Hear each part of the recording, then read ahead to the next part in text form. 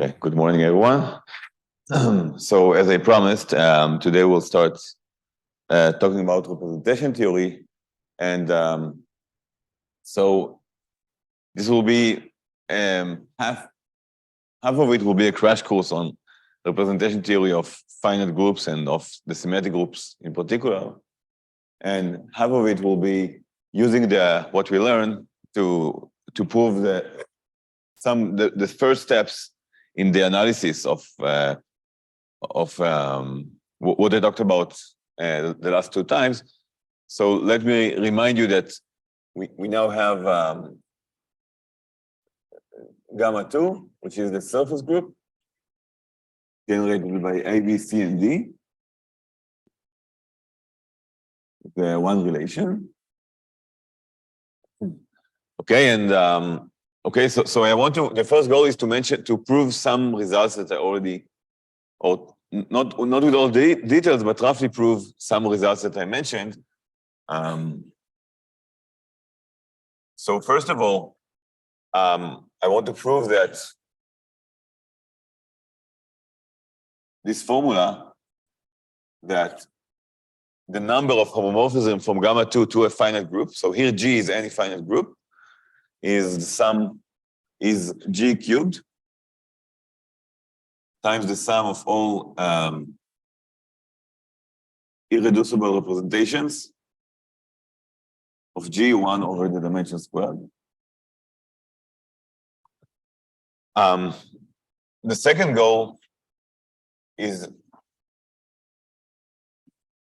to count this for the symmetric group, or to explain. So remember that I told you that this thing for the symmetric group converges to 2 as n tends to infinity.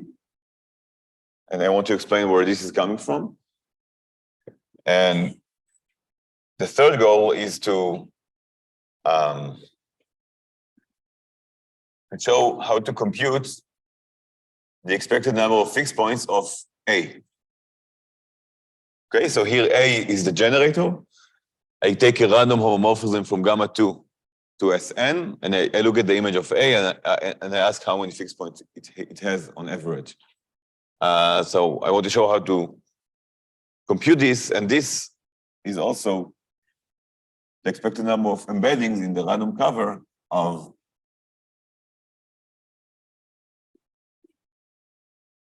this graph, where I have just one vertex and one loop labeled A. Okay, this is the same thing like we said yesterday. And the fourth thing, so these three, I will give more details. The last one, I will give less details, but I want to give you a sense of the proof. So now, embeddings of not such a graph, but this graph. Okay, so I have a graph with 3 vertices and 2 edges labeled A. Okay. Okay, so now I want to start with the basics of representation theory of finite groups. Okay, so who in the audience took a class on representation theory or read a book of finite groups? Okay, so there are a few. Okay, so I'm not going to prove anything. I'm just going to state some facts, some definitions, and illustrate them. I should take it with me. Okay, so here, so G is a finite group. So what is a representation? A representation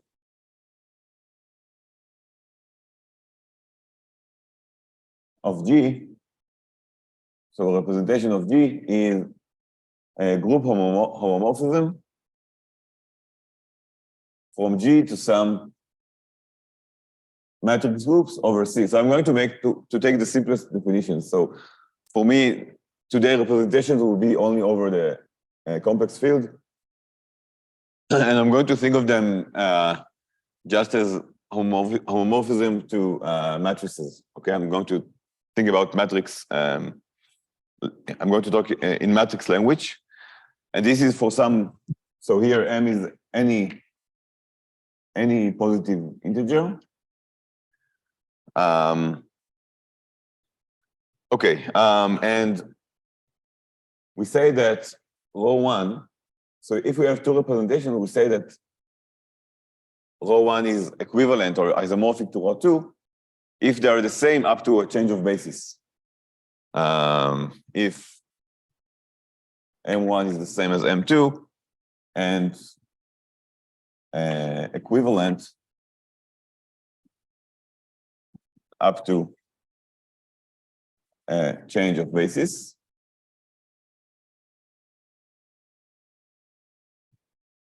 And the character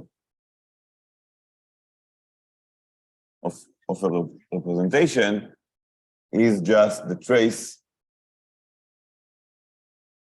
Okay, this is just the trace of the matrix. So this is a function from the group G, a map from the group G to C. Okay, this is just a trace.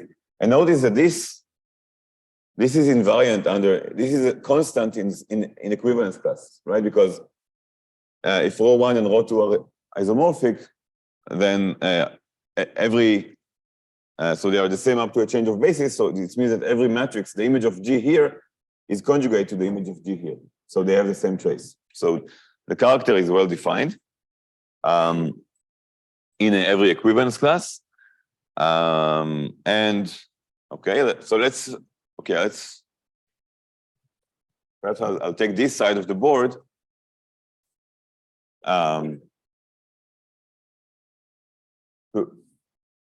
illustrate things in S3. Okay, so example. Let's take the symmetric group on 3 elements. So what kind of representations do we have? Okay, so we have the trivial representation, which maps every sigma to just the matrix 1. We have the sign representation, which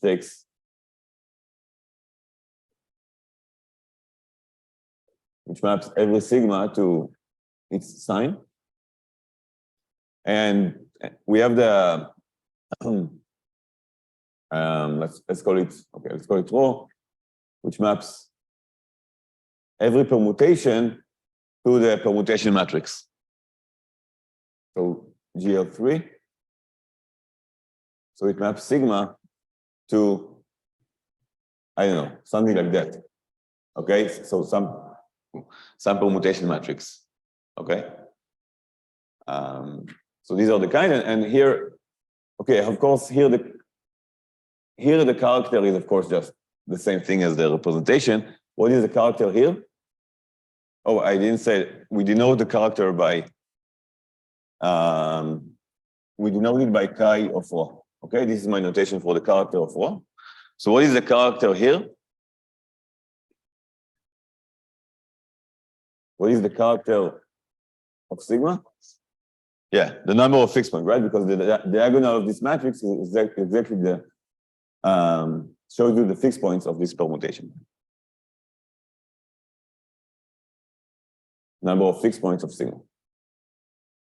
Okay. So what else? Okay, so now we also have, we can take two representations and take the direct sum of them. And this is just a map from G, homomorphism from G to GL M1 plus M2. And it maps G to rho 1 of G, rho 2 of G. Okay, so this is also a representation. And we say that rho, so rho is called reducible if it is equivalent to some decomposition. non-trivial decomposition. So after a change of basis, I can present rho in such a block diagonal form. Okay, so for example, if we go back to the examples, okay, so these two are obviously, okay, and otherwise they're irreducible.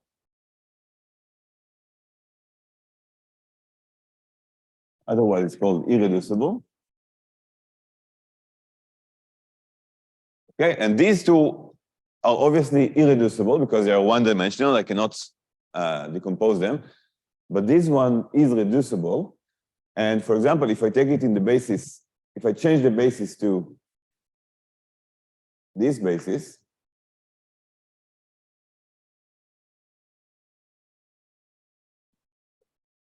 okay, so notice that this represents a subspace which is invariant under every permutation, right? Every permutation just preserves this vector. And these are also, here I have put two vectors with sum 0. So of course, even when I permute indices, I still get vectors with sum 0. So here, if I use this basis, then every sigma will be mapped to a matrix where here I have 1, here I have 0, and here I have something. Okay, and we call this, so in fact, this rho is equivalent to the trivial representation, this 1, plus a 2x2 representation, which we call the standard representation. Okay, by definition, I define this representation to be the standard, and it turns out to be irreducible.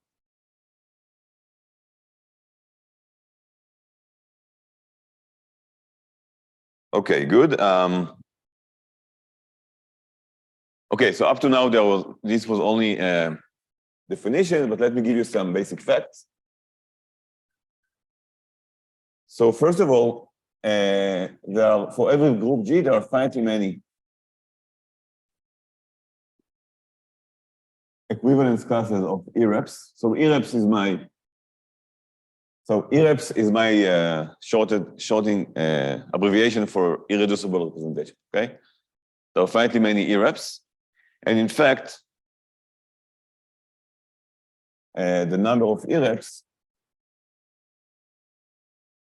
is the same as the number of conjugacy classes of G. Okay, so for example, in S3, the number of conjugacy classes is 3, so there should be 3 irreducible ones, and in fact, we already found them, right? We have the trivial, we have the sign, and we have the standard one. Okay, so these are all the irreducible representations of S3. And the second fact is that if you take any representation and you decompose it until you get irreducible ones, then even though the decomposition itself is not unique, so you could find different bases, or there could be more than one ways to decompose it if you look at the subspaces. But if you look at the multiplicities of every irreducible one, this will be constant. This will be unique. So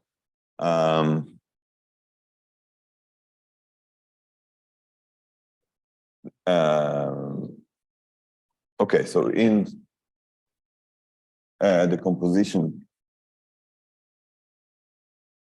of rho to irreducible representations, the multiplicities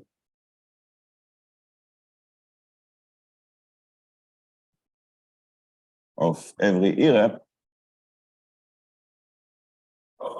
is unique.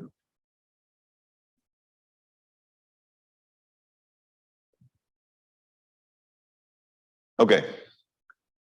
Okay, so now one more, one more definition. What is the regular representation?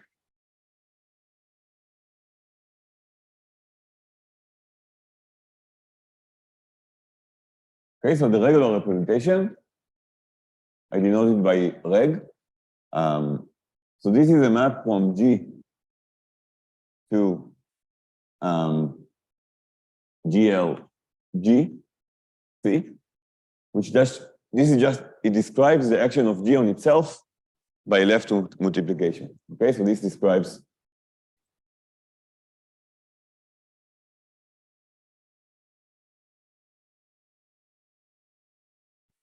by left multiplication.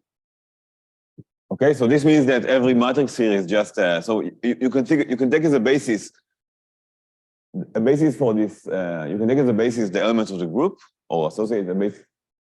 Yeah, think of the elements of the group as a basis, and then for every element is mapped to a matrix, which is a permutation matrix, which describes this action.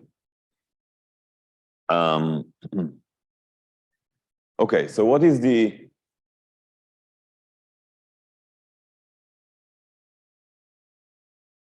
character of G? Of the character of the regular representation?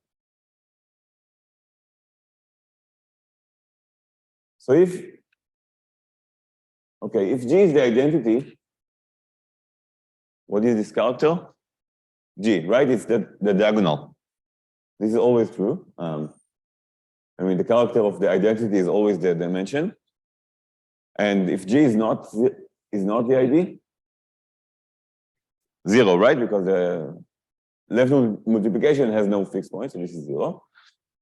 Good, and now a very important fact concerns the composition of the regular representation. So what is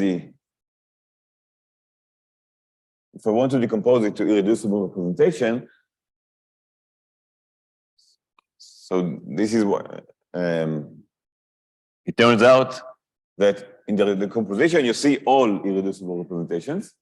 And moreover, the dimension of each one of them is exactly, it's the multiplicity of each one of them is exactly the dimension. So this is a sum over all irreps of G, and each one of them, okay, I'll write it like that. Okay, so here I mean just, this is the number of copies of each one of them. Okay, so let's look at the example. Okay, so here in S3, the regular representation, which is it's a 6-dimensional representation. This decomposed to trivial plus standard, plus sign plus standard plus standard. Okay, the standard appears twice because it has dimension 2. So it means that the regular representation here has some basis. You can change the basis so that the matrix looks like that. Right, so this is trivial, sign, and standard. Okay, so there is a basis such that this is how the regular representation look like in S3. Good, and we can also from this fact, if we use this fact, we see that what is the size of G in terms of, right? I mean, the dimension here is the size of G. And the dimension here, what is the dimension here? On the other side? Yeah, dimension, okay, so it's the sum over rho of the dimension squared.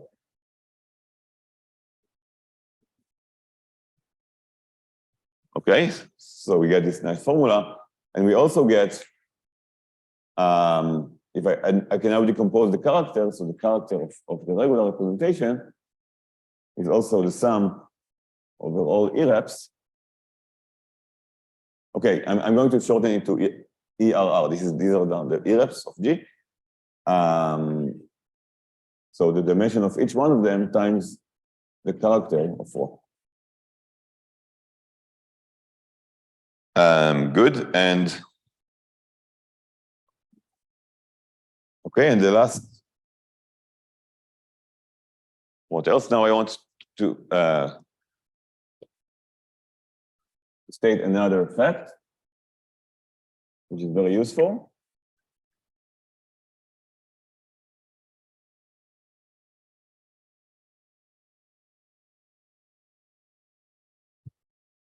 Okay, so I can choose for every representation, I can choose many bases, but there is a special subset of the bases which is very useful, and these are the bases which gives you unitary matrices. So it turns out that every irrep of G has a basis such that the image of all elements sits inside. Every element is mapped to a unitary matrix. And this is useful because of the following fact, that in this basis, or in such bases,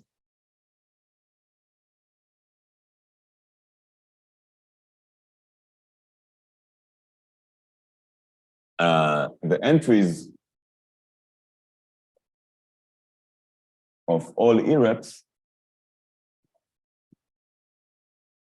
Okay, so now assume now I take all my irreps, and each one of them I represent in a basis where the representation is unitary.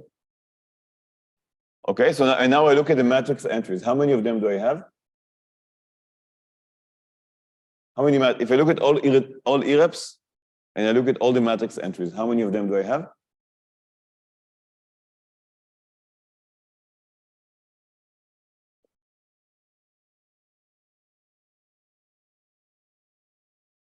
Okay, right. I have in each one of them I have the dimension squared, and the sum is G. So I have G of them. So in such basis, the entries of all irreps, so we have G of them. So they form an orthogonal basis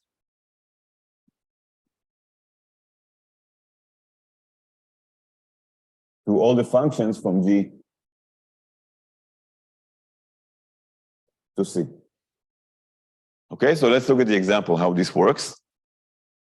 Oh, and I should say that orthogonal here, what is the inner product between, if I have two functions from G to C, the inner product between F1 and F2 is the average of means what you would expect, it is this average. Okay? Sorry?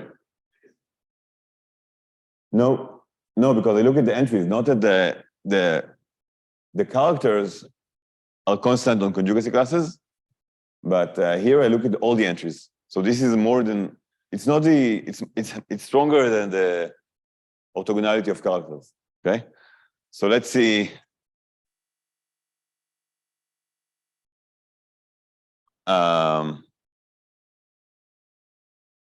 Okay, let's do it here.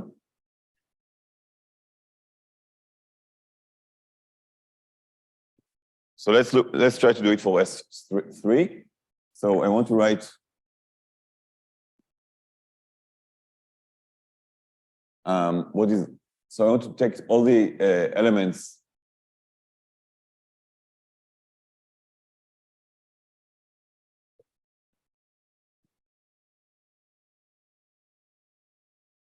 and I want to take all the representations. Okay, but now I need to take, okay, these are always, this is just, here I have no choice of a basis, but for the standard, I want to take a basis where, so I'm going to use, I want, instead of taking this basis, I want to take a basis where the matrices are unitary. So I want to take, with the following basis, so I take 1 omega squared, and 1 omega squared omega, where omega is the third root of unity.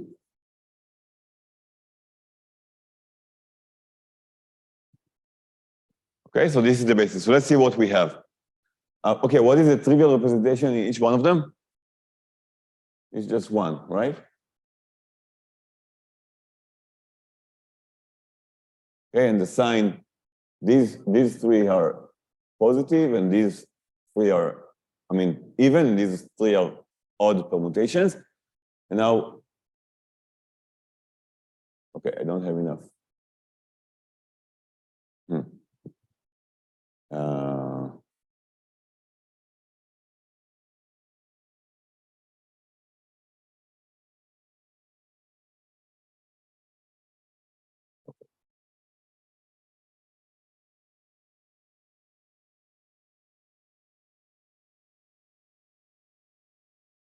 Something wrong.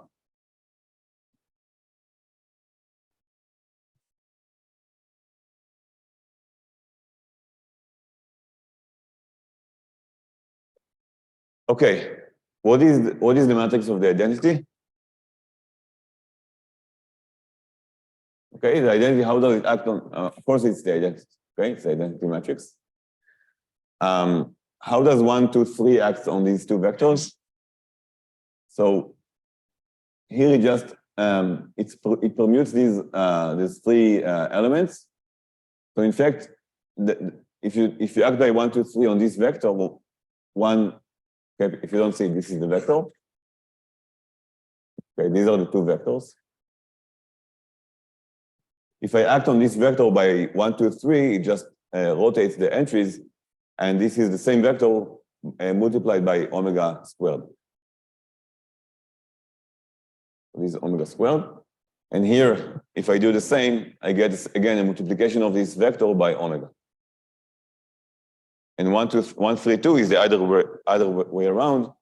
So I rotate it to the other side, and I get here omega. And here I get omega squared. Okay, now what does 1, 2? If I 1, 2 on this vector, what do I get? I get omega 1 omega squared, which is what? Yeah, it's the second vector times omega. Okay, so it's this omega. And if I do it here, I get omega squared 1 omega, which is this vector times omega squared. Okay, 1, 3. So I get omega squared, and it's this vector. And here I get omega times this vector, and 1 minus 1, I just switch these two elements, so I just exchange the vectors, right? So this is 1 and 1. Okay, good. So first of all, you can, it's easy to see that these are indeed unitary matrices. So this basis indeed gives me unitary matrices. And now I have 6 matrix coefficients, right? 1, 2, 3, 4, 5, 6. And for each one of them, I have a function for my group to see. And you can check that this is an orthogonal basis. For example, if I take, so if I multiply this entry by this entry, I get 1 plus omega squared plus omega, which is 0, plus 0, 0, 0. Okay, so I get 0. Yeah. This is just, so I defined it to be, I took this representation of just taking any permutation to its, any permutation to the permutation matrix. And I said that this decomposes to a 1-dimensional representation and a 2-dimensional representation. And I call this the standard representation, this part. Okay, and this is true for every, and this will be true in SN in general. I can take for SN, I can map every matrix, every element, every permutation to a matrix, to a permutation matrix. This is n-dimensional, but then I can decompose it to a 1-dimensional representation with a trivial one, and the rest one, and the other part is going to be irreducible, and it's called the standard. Okay, so you can check that this is orthogonal, and okay, but let's also try to compute the inner product, the length of each vector. So what is the length of this guy? If I compose it with itself. So remember, I average the product. So this is 1 plus 1 plus 1 plus 1 plus 1 plus 1 over 6, so I get 1. And here I also get 6 over 6, which is 1. What do I get here? If I take this matrix entry, what is the inner product of this entry with itself? So it's 1 times 1, right? 1 times 1 plus omega squared times omega squared bar plus omega times omega bar plus 0, 0, and 0, and this all divided by 6. And this is what? This is 1/2. Okay? And so I get here, in all of them, I get 1/2 in all these 4 entries. So can you guess what the rule is? What? Yeah, exactly. So to complete the picture, we get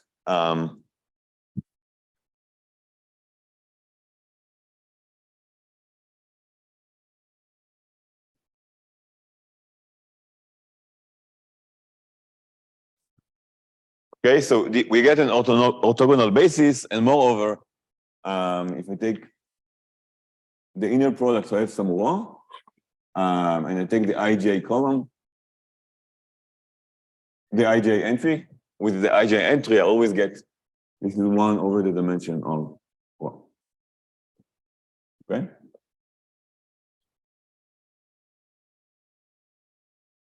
Okay, good. So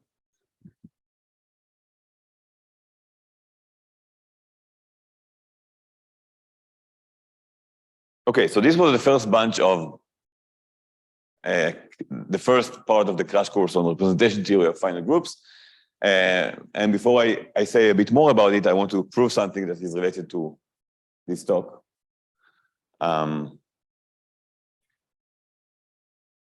So I want to prove the formula of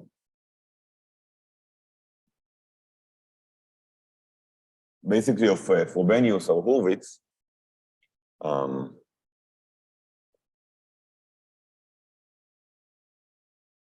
Questions? Yeah.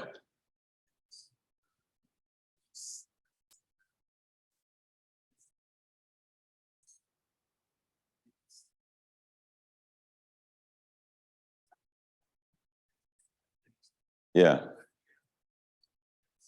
No. Also, yeah, I also said that the number of EREPs is the same as the number of conjugacy classes, but I mean, it won't be true that, let's say, the size of the conjugacy classes is a square or something. And even this correspondence is usually, in general, it's not, we don't have a particular correspondence. Yes. Yeah, there is no canonical projection, yeah. So in the symmetric group, you can argue that there is, and we'll talk about it. I mean, at least for this one, certainly not for the matrix entities. Also, the matrix entities are not canonical because you can change the basis and then, so there's nothing canonical about this matrix, about this basis, that basis. Okay, so.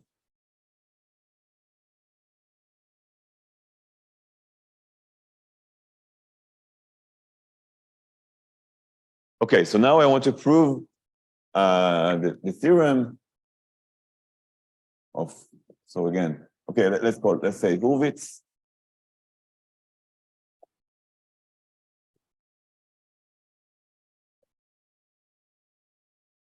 That the number of homomorphisms from gamma 2 to G is G cubed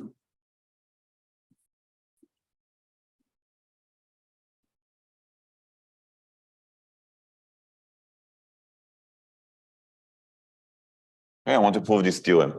So I want to give first 2 lemmas.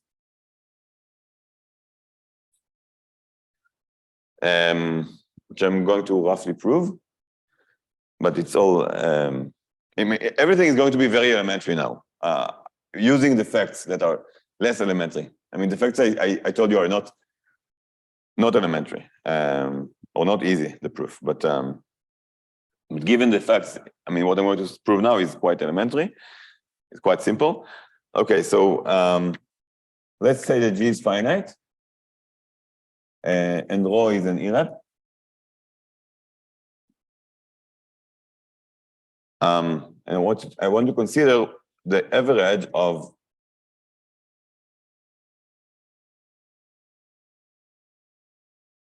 okay, first of all, what is this average?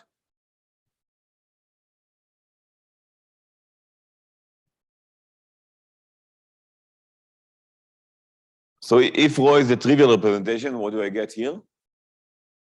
This is just always 1. It's the average of 1, so this is 1. And if rho is any other irreducible representation, then what is the average of the matrix entries in each point? Okay, what is the average of these matrices?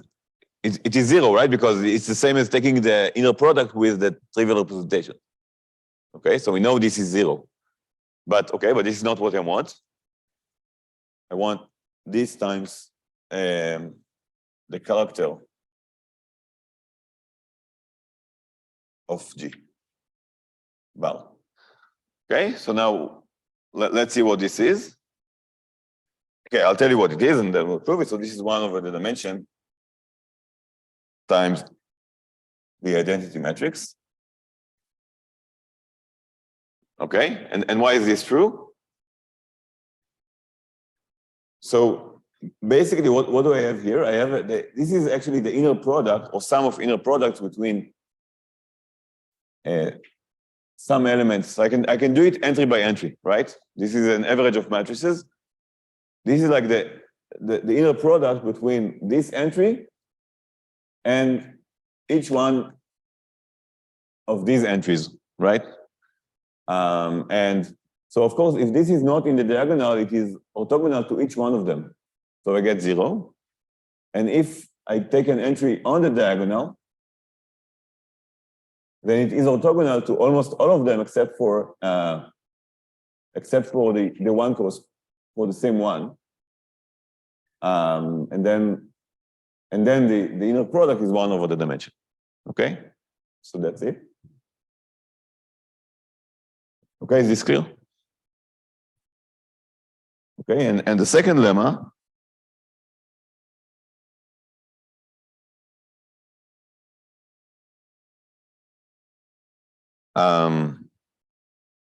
so again, G is finite, rho is an irrep. And now we also take H is some fixed element, some element in G. And now I'm taking the average of, I just conjugate G, I conjugate H by all possible elements, and I take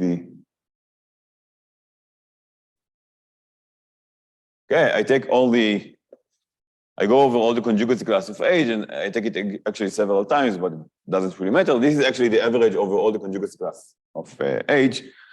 So then, okay, so B is, it turns out that this is this is equal to the character of H over the dimension times the identity matrix. Okay, so I'm going to, this is a very easy exercise given what I told you. Let me just give you a hint. So B, you can easily show that B commutes with rho G for every G. This is very, very standard. When I take an average, it always behaves well.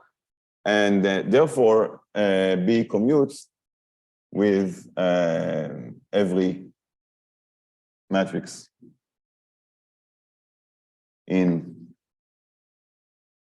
with every matrix of the dimension by the fact that this is the entries are orthogonal bases, and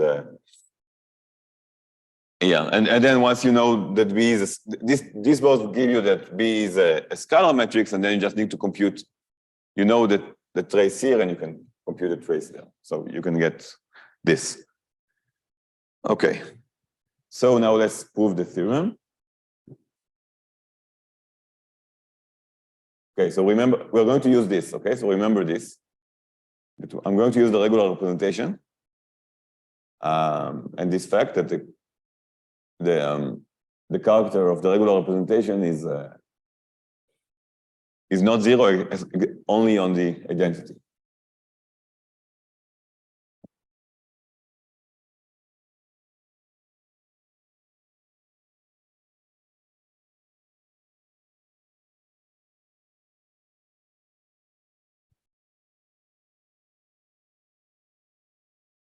Okay, so proof of theorem.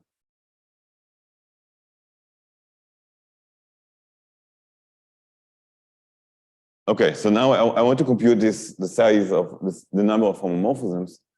So let's see. So what is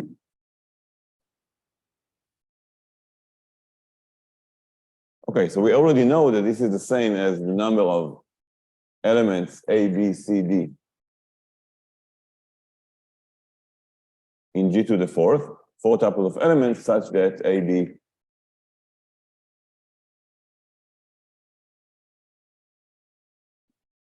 I mean, the number of such elements. Okay, and this is the same as taking all. So I go over all elements in my group, all four tuples, and I want to count them only if the product of commutators is the identity.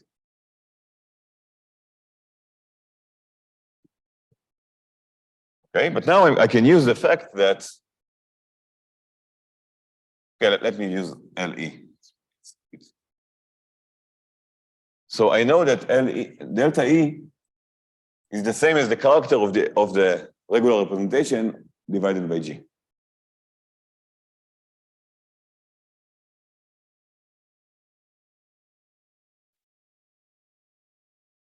Right? This is non-zero only at the identity, and at the identity, this is G. So this is the same as sum over A, B, C, D. Okay, let's take 1 over G outside, and take the character of the regular representation.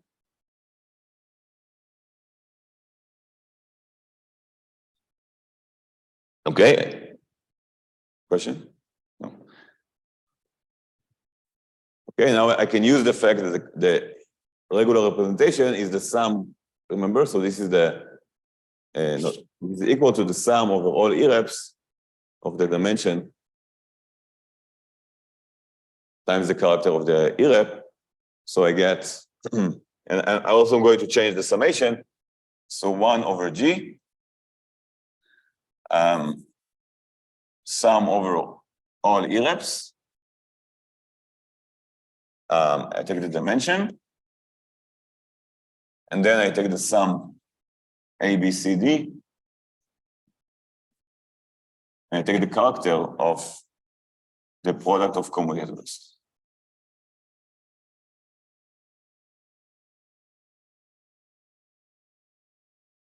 Okay, so now we want to prove. So remember, this is the formula we want to prove. Okay, so if you compare this formula and that formula, I'm claiming it's enough to show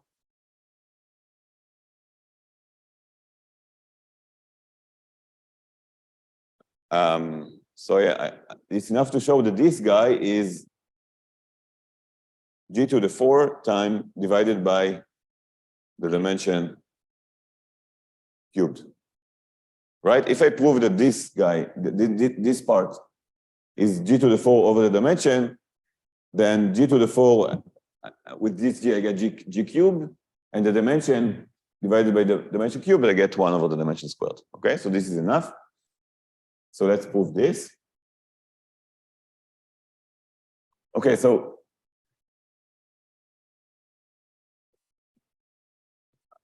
I will not give a full proof. I'll just show you how to prove. I mean, you just need to. So I'll give you the two steps of the proof, but I'll do it on half of the. I mean. Okay, so I mean, I need to show this, but we'll show something very similar. We'll show that if we just take the first half,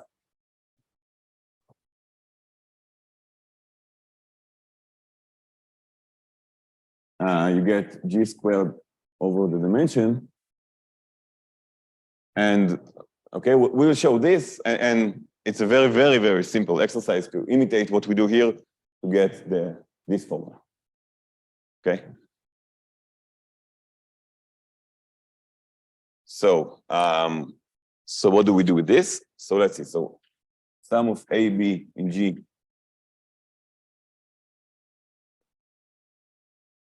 Okay. So this is by definition, this is the sum. This is the trace of rho of A times rho of, so I'm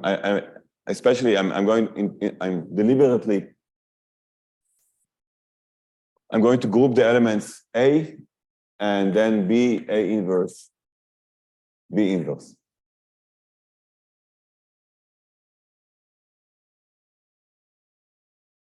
Okay. Now I'm going to use linearity.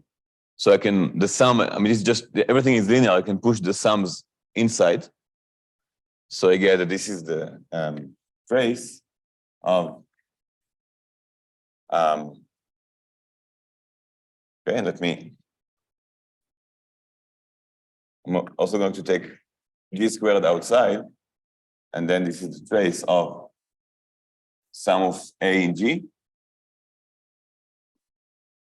1 over G, I just took the 1G inside, and I mean, I just multiplied and divided by 1 over G of rho of A times, 1 over G, sum of B, rho of B, A inverse, B inverse.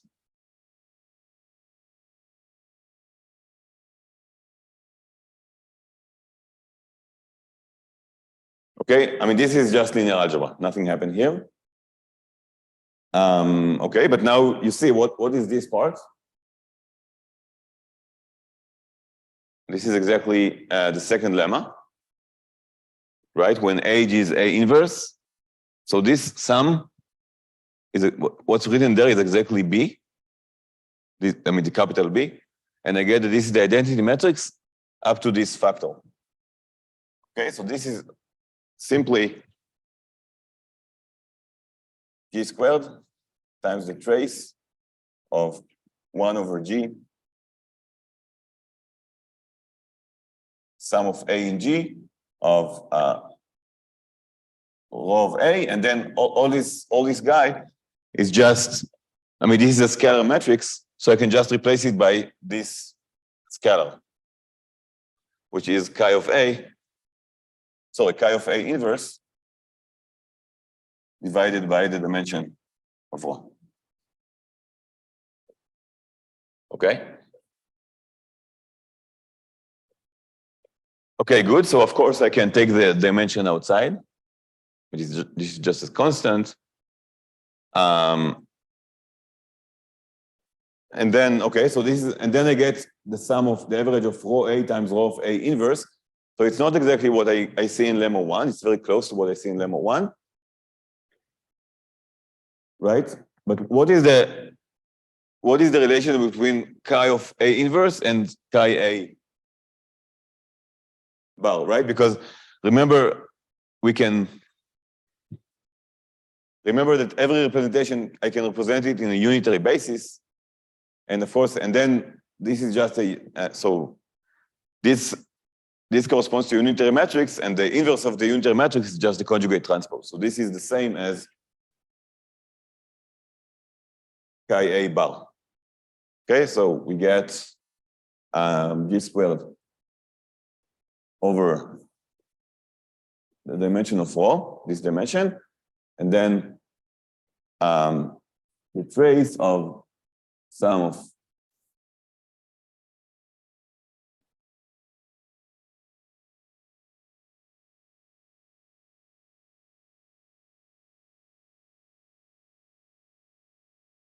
and okay, now we know by lemma 1 that this is 1 over the dimension times the identity, right? But if we take a trace, the trace of this is, what is the trace of this matrix?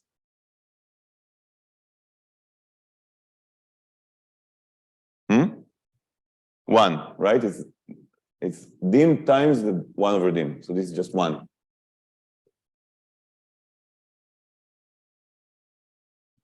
Okay, and that's it. So, okay, I'm putting in a square even though we didn't prove, we only proved this, but the same kind of steps will give you the full version. Okay, any questions about this proof?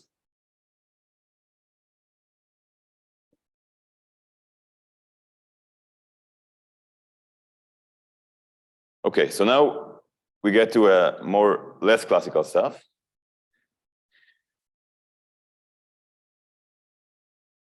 Okay, so this was the first goal. We proved this, kind of proved this formula. And now I want to go to get to the second.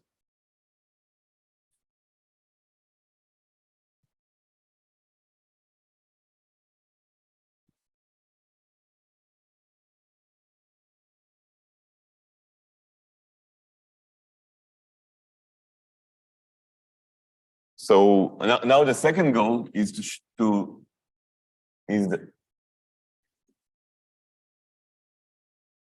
understand the number of homomorphism to Sn. Okay, so for this I need to understand this summation. So I want to tell you something about irreps of Sn.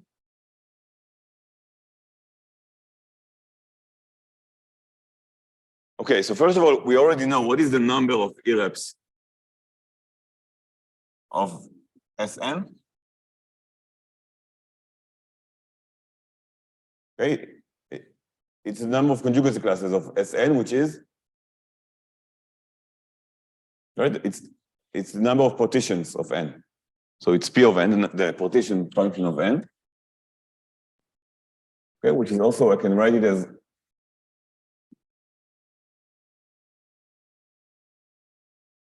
okay, where this means a partition means that this is the same as lambda 0, sorry, lambda 1, lambda L, such that they're all integers with sum equal to n. Okay, these are the partitions. And it turns out that here we have a very nice bijection between the irreps and these partitions. And usually we think of them, so this is the same as the number of, this is the same as Young diagrams. So a Young diagram is just a way to draw a partition. So we draw, this is, for example, a Young diagram that corresponds to the partition for 3, 1. This is a partition of 8. Okay, I put lambda 1 in the first row, lambda 2 squares in the second row, and so on. This is Young diagrams. And there is a canonical, there is a way there is a canonical bijection between these Young diagrams of partitions and irreducible representations of Sn. And here is a very, very interesting, a very cool fact. What is the dimension of every such irrep? So it turns out that the dimension of the irrep corresponding to lambda. So here lambda is, I told you that every lambda corresponds to some irrep of Sn. And it turns out that the dimension is the same as the number of Young tableau. And what is a Young tableau? This is a way to put the numbers 1 to n inside the Young diagram, such that in every row and every column, the elements are increasing. So let's, okay, I think this is, if you haven't seen it before, you should see an example.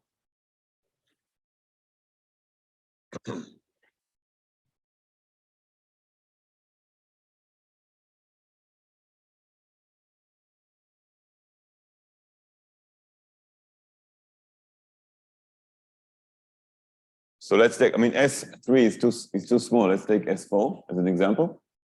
So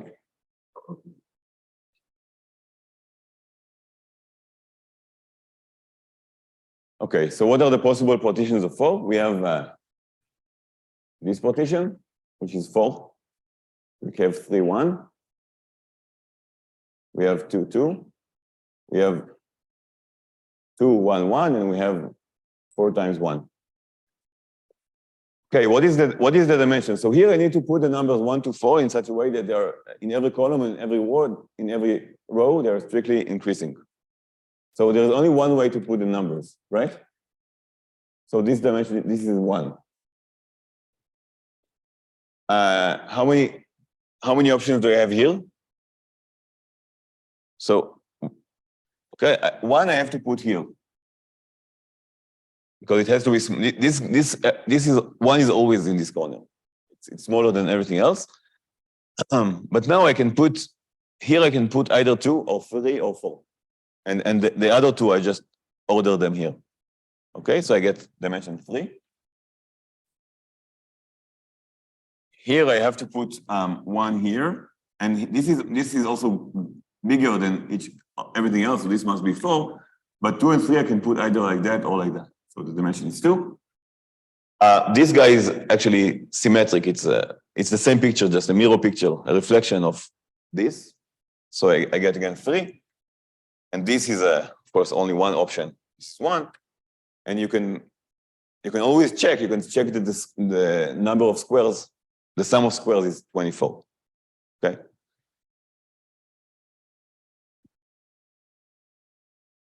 Okay.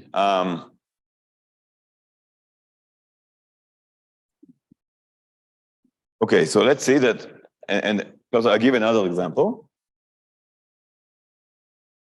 a general example. Let's look at what is the dimension of row of the partition n minus 1, 1 in general.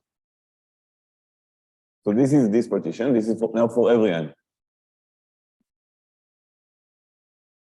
What is the dimension here?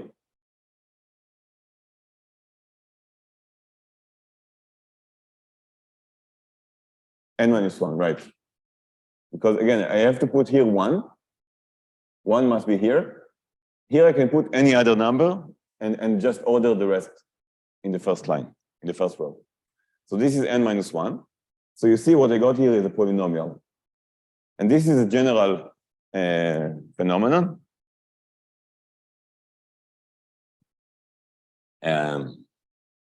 So this is, but I will leave it as an exercise. So just using this fact, this is not a hard exercise, using this fact, that if I take, now I want to take now a sequence of representations for every n, or almost every n. So I take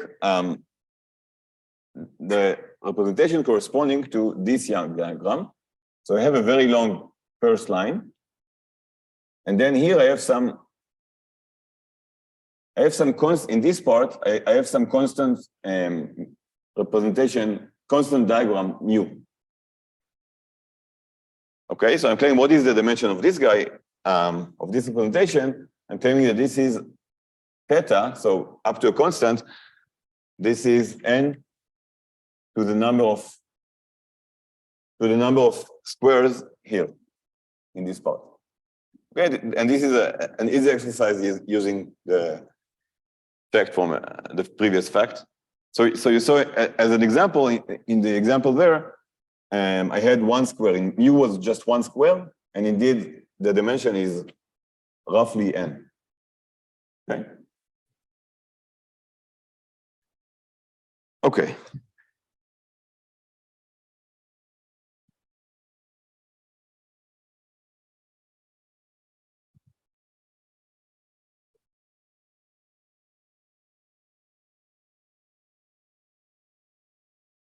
Okay, so now I want to use this formula, and especially I want to understand this part.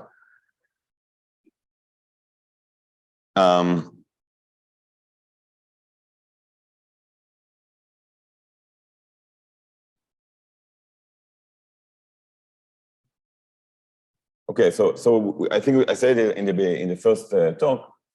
I want to understand what is the limit of this zeta function as n grows. Now it's Sn. So for Sn, as n tends to infinity, okay, the largest contribution or the smallest representations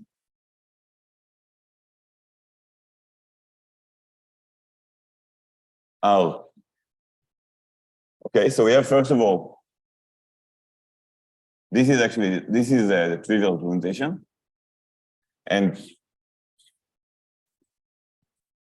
this is the sign. What is their contribution? Okay, each one of them is one-dimensional, so they contribute 1 each. And then we have these two,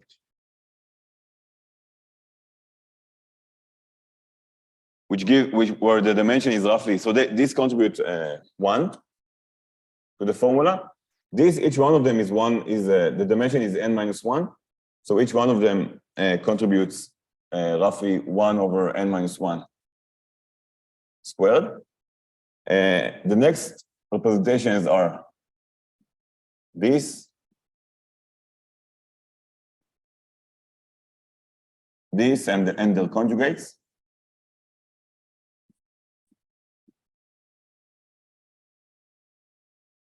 So you have 4 representations of dimension roughly n squared, and they give you roughly each one of them 1 over n to the 4, right? Because it's n squared.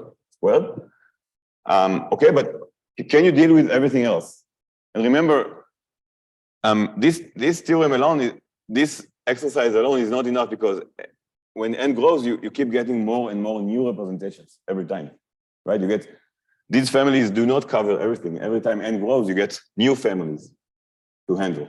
And this is just and these estimates are only true for when n is large. But it turns out, and this is the size of mu. This is this part. So just the number of squares in this part. Yeah, the number of squares outside the first row, or you could equally, yeah, and of course you have the equivalent statement about you have a first row and then a first column, and then mu is a.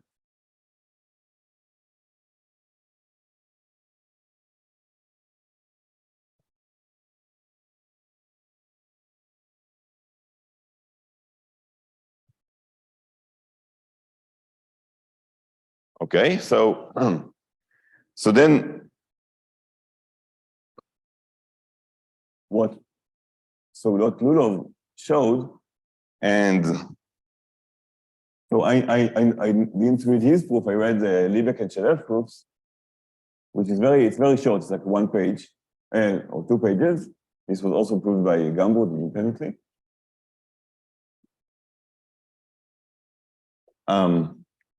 I mean, Lulov's result was not as strong as the other ones. So they showed basically that you can always take some of these families of irreps of Sn, and then if you take everything else, it is negligible. Okay, so for example, I give you so they showed, for example, that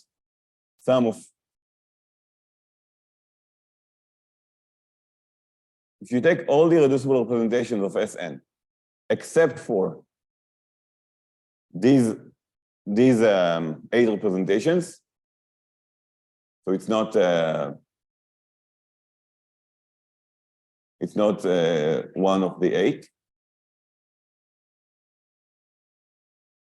I mean, this is just an example. If you don't take these representations, then everything else together is O of 1 over n to the 6. Okay, why n to the 6? Because the next largest contribution comes from representations of dimension roughly n cubed, right? When you have 3 squares outside the first row, and this will give you, n cubed gives you here 1 over n to the 6. Okay, so I'm not going to, I mean, this is just a technical, not very hard result, and this is true, of course, for every, you can take any prefix of these families. Okay, so in particular, so corollary is, first of all, that if you just take the sum over all irreps,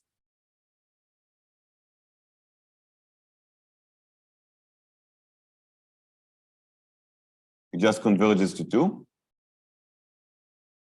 right? Because everything else is, I mean, even from this particular statement, you see that this is 2, because we know what is exactly the contribution of these 8 representations, and moreover, you get a asymptotic expansion.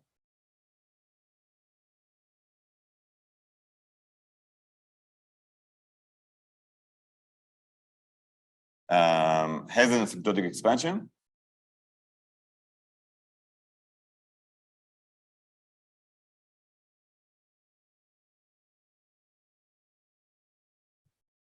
Okay, why? Because so why is there an asymptotic expansion? Because again, I can always take more and more such families, and then the theorem tells me that everything else is negligible. So I can always I can approximate this.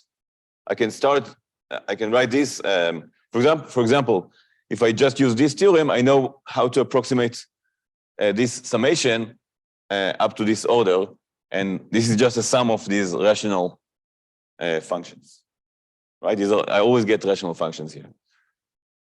So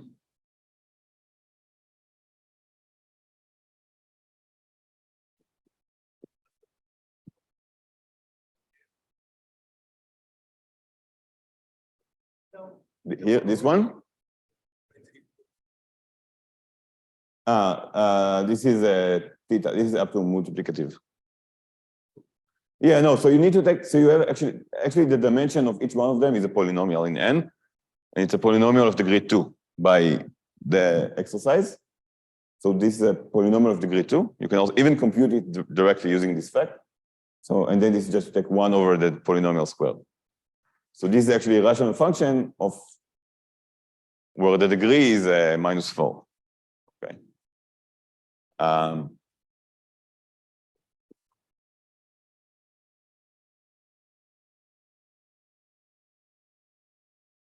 Okay, so for example, okay, let's take a smaller, let's use the same theorem, but when we cut here, we just look at these two, so we know that this is,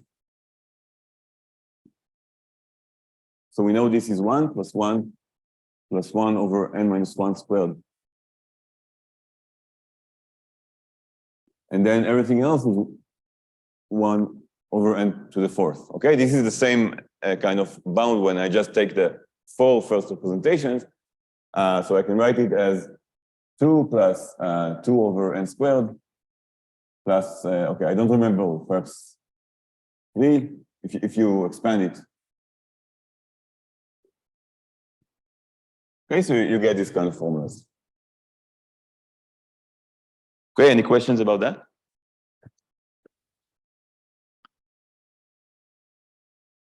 Okay, so I don't have much time, but I do want to say the next thing, because I need to, for the next part, I need to use dilemmas that I wrote before, and until tomorrow you may forget it. So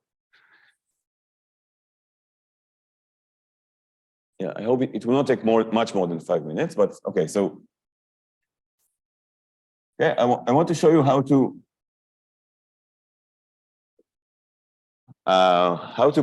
think about the expected number of fixed points of A.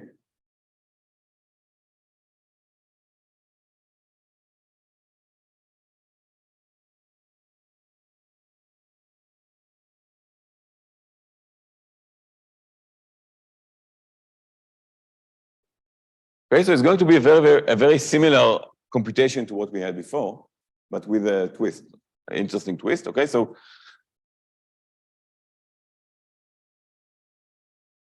so how do we do this? Okay, so again, the first step is like we did over and over again. The expected number of fixed points is like the probability that you fix a particular point times n. Okay, so this is n times the probability that that n is mapped by A to n, by the random permutation A to n.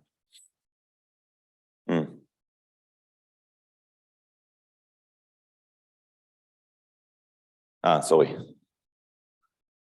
Yeah, okay, I need to say something before that.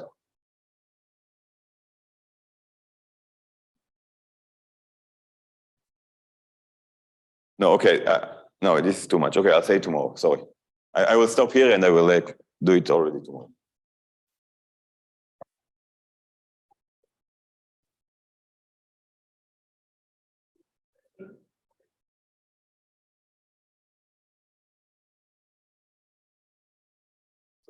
So just try to remember dilemmas for tomorrow, okay? Or in general, what we did here today.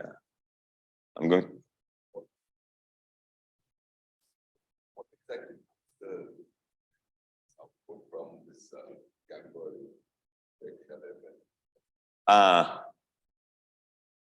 You mean why there are several? So I think Ludo, this was his PhD student, his PhD thesis, and. No, I mean, is it this or there's more to? No. So there's more to the work. Yes, certainly. Okay, this is just one example. I mean, this is true for any. So the general statement, of course, it's not just this. This is just a special case. I mean, the general statement. First of all, this is not necessarily 2. You can put here any positive number, and this will still be true. Not with not 6, but the equivalent of 6. And again, you can stop. This is true for any. So you can think about all E-reps. You take all E-reps where here you have at most B blocks, or so you have this family with at most B blocks outside the first row or the first column. You take this, you have the sum of them, and then if you take all the rest, all the representations outside this family, you get this kind of bound with the right. So this is the general statement. And again, I mean, this appears in. So I don't know.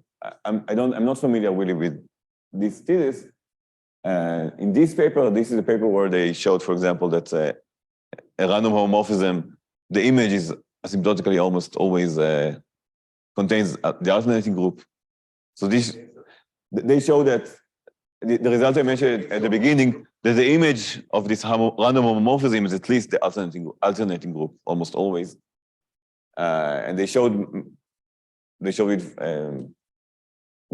showed various results about subgroup growth. This is just like one technical part of this paper.